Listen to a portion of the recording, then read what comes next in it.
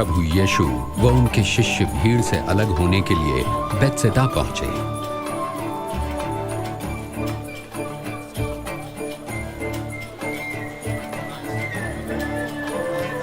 पर भीड़ को इसका पता चल गया तो वो प्रभु के पीछे हो ली।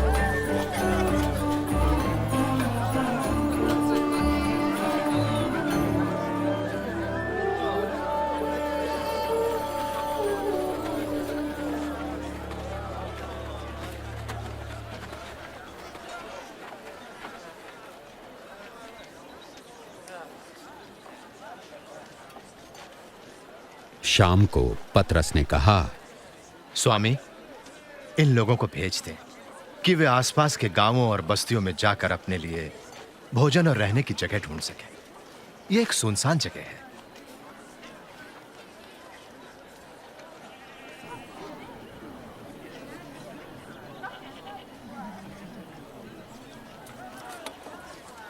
तुम स्वयं इनके भोजन का प्रबंध करो। लेकिन हमारे पास केवल 5 रोटियां और 2 मछलियां ही हैं।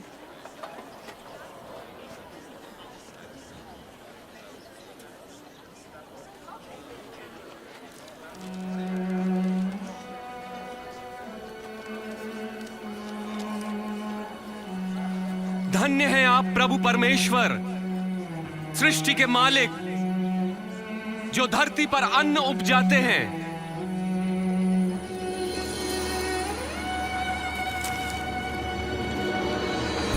ये तो चमत्कार है। विश्वास नहीं होता।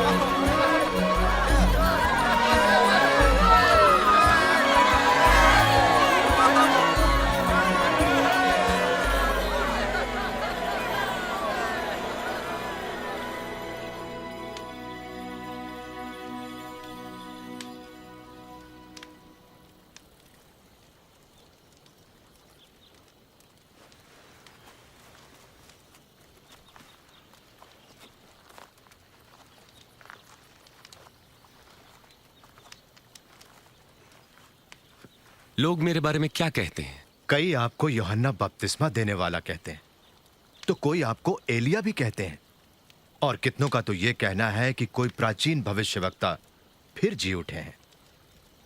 तुम क्या कहते हो? तुम बताओ, कौन हूं मैं?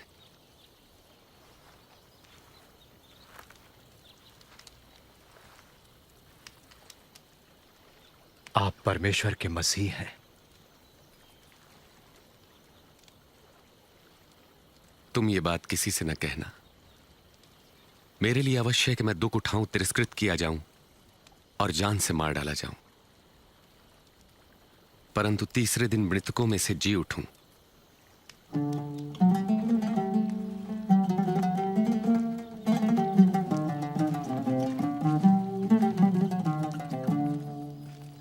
How clearly the sky reveals God's glory.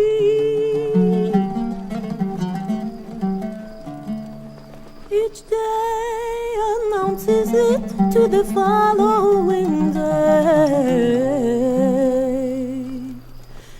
Each night repeats it to the next.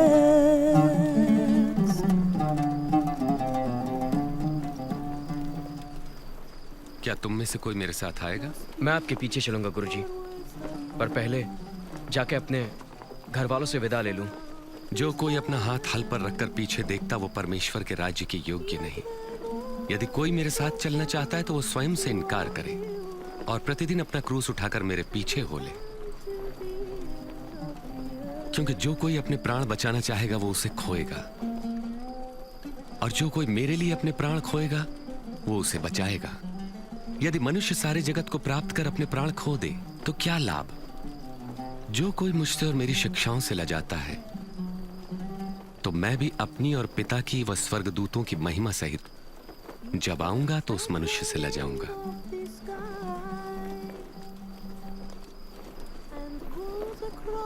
सच कहता हूं, यहां कुछ ऐसे भी हैं कि जब तक परमेश्वर का राज्य न देख ले मृत्यु नहीं देखेंगे। Nothing can hide from its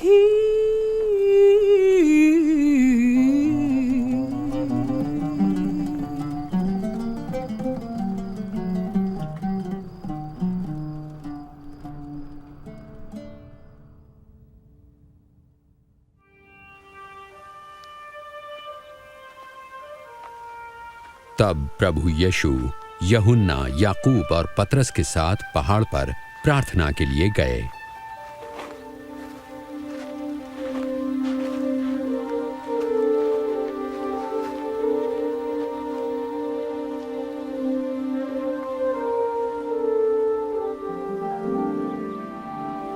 प्रार्थना के दौरान उनके चेहरे का स्वरूप बदल गया और वस्त्र सफेद होकर जगमगाने लगे। अचानक स्वर्गीय महिमा से परिपूर्ण भविष्यवक्ता मूसा और एलिया प्रभु यीशु से बातें करने लगे। आप परमेश्वर का उद्देश्य पूरा करेंगे। आपकी मृत्यु यरूशलेम में होगी।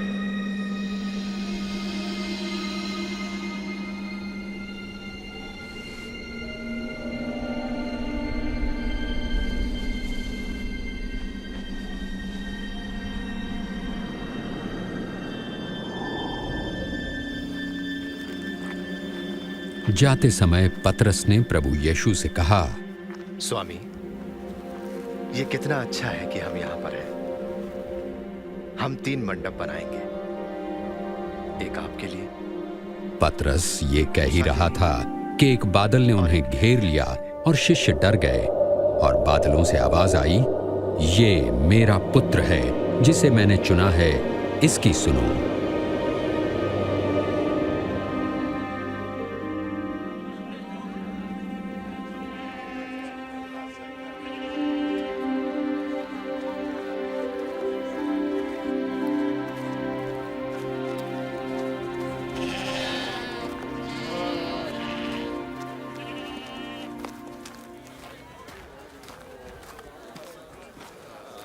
गुरुजी, गुरुजी, कृपा करके मेरे बेटे को देखिए, दया करके उसकी सहायता कीजिए।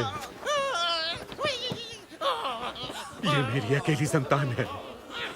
मैंने आपके चेलों से दुष्ट आत्मा निकालने की विनती की, परंतु वे इसे न निकाल पाए। ऐ अविश्वासी और हठीले लोगों, मैं तुम्हारे साथ कब तक रहूं और तुम्हें सहता रहूं?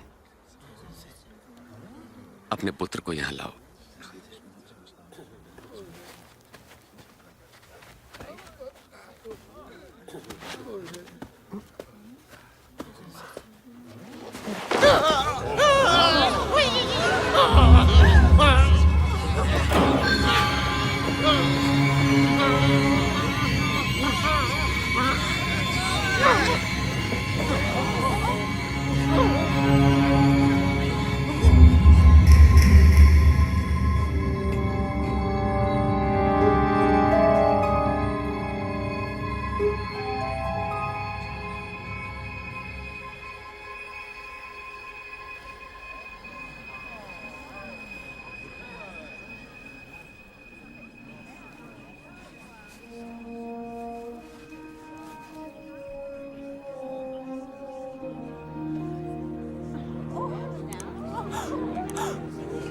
अरे इसका चेहरा भी ठीक हो गया।